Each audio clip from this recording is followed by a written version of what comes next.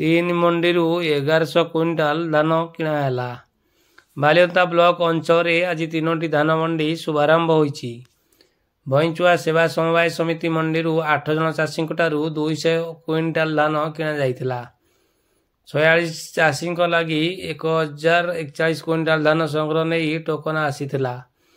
ଏହି ଅବସରରେ ଜୟଦେବ ବିଧାୟକ ନବକିଶୋର ମଲ୍ଲିକ ମୁଖ୍ୟ ଅତିଥି, ସମିତି ସଭାପତି ବେଣୁଧର ପରିଡ଼ା, ସ୍ଥାନୀୟ ସରପଞ୍ଚ ରଶ୍ମିତା ସାହୁ, ସମିତି ସଭ୍ୟ ପ୍ରମୋଦ ବାରିକ, ବିଜେଡି ସଭାପତି ପ୍ରଦୀପ୍ତ ଜେନାମଣି, ଖୋର୍ଦ୍ଧା କେନ୍ଦ୍ର ସମବାୟ ବ୍ୟାଙ୍କ ପରିଚାଳନା ପରିଷଦ ସଦସ୍ୟ ବିପିନ ପାତ୍ରଙ୍କ ସମେତ ସ୍ଥାନୀୟ ରାଜସ୍ୱ ନିରୀକ୍ଷକ ଦୁଃଖୀଶ୍ୟାମ ସ୍ୱାଇଁ ପ୍ରମୁଖ ସମ୍ମାନିତ ଅତିଥି ଭାବେ ଯୋଗଦେଇ ମଣ୍ଡି ଉଦ୍ଘାଟନ କରିଥିଲେ।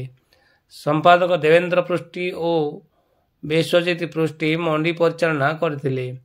ବାଲିଅନ୍ତା ସେବା ସମବାୟ ସମିତିରୁ ମୋଟ 11 ଜଣ ଚାଷୀଙ୍କଠାରୁ 500 କ୍ୱିଣ୍ଟାଲ ଧାନ କିଣା ଯାଇଥିଲା। ସଭାପତି ଧୀରେନ କର ଏବଂ ସମ୍ପାଦକ ମହେନ୍ଦ୍ର କୁମାର ସାହୁ ମଣ୍ଡି ପରିଚାଳନା କରିଥିଲେ। ସେହିପରି ସରକଣା ସେବା ସମବାୟ ସମିତିର 9 ଜଣ ଚାଷୀଙ୍କଠାରୁ 400 କ୍ୱିଣ୍ଟାଲ ଧାନ କିଣା ଯାଇଥିଲା। ସମିତିର ସଭାପତି ସୋମନାଥ ସ୍ୱାଇଁ ଏହି ଅବସରରେ ଆୟୋଜିତ ସଭାରେ ଅଧ୍ୟକ୍ଷତା କରିଥିଲେ।